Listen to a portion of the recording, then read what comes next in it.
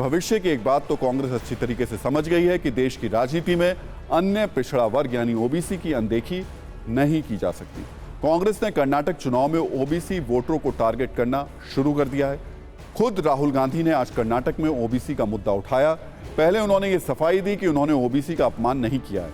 फिर उसके बाद उन्होंने कहा कि अगर मोदी सरकार सच में ओबीसी को आगे बढ़ाना चाहती है तो वो 2011 में हुई ओबीसी जनगणना सार्वजनिक करे। एक बार फिर सुन लीजिए राहुल गांधी ने क्या कहा, उसके बाद आपको कर्नाटक और केंद्र दोनों की राजनीति में ओबीसी वोटर महत्वपूर्ण क्यों हो गए हैं ये भी समझाएंगे।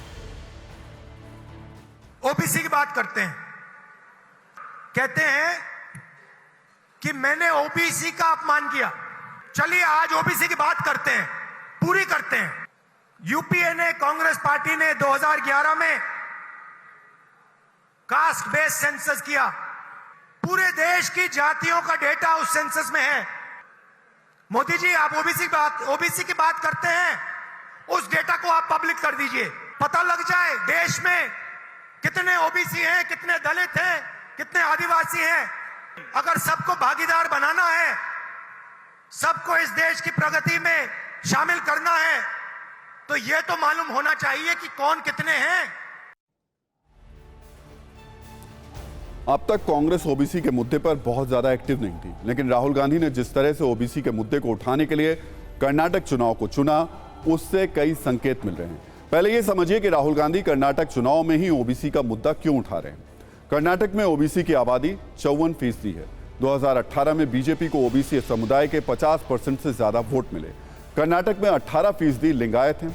2018 में 70% के करीब वोट बीजेपी को मिले।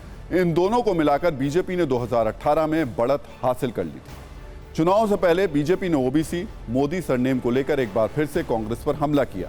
बीजेपी की कोशिश एक बार फिर से ओबीसी और लिंगायत को एक साथ लेकर चुनावी वजन अपने हिस्से में करने की है, जबकि कांग्रेस ओबीसी के मुद्दे पर बीजेपी को बैकफुट पर धकेलना चाहती है। इसलिए राहुल गांधी ने कर्नाटक में पहले अपने बयान पर सफाई दी और वहीं से बीजेपी पर ओबीसी का हक बांटने का आरोप भी लगाया। कर्नाटक चुनाव को छोड़ भी दें तो 2024 के नजरिए से ओबीसी वोटर बहुत ज्यादा निर्णायक है।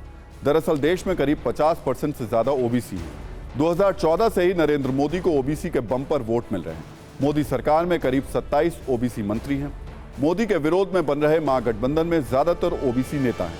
कांग्रेस की कोशिश है कि ओबीसी नेताओं के जरिए बीजेपी के वोट बैंक में सेंध लगाई जाए। अखिलेश यादव और नीतीश कुमार ने तो इसकी बड़ी तैयारी भी शुरू कर दी है और ये तैयारी हो रही है जाति जनगणना की मांग करके।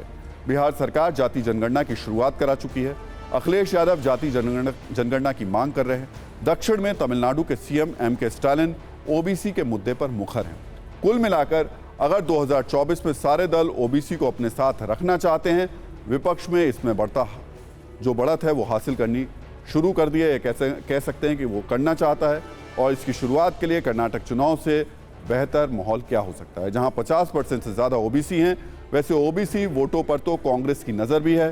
कर्नाटक में इस बार लिंगायत वोटों पर भी कांग्रेस बड़ी सेंधमारी की कोशिश कर रही है।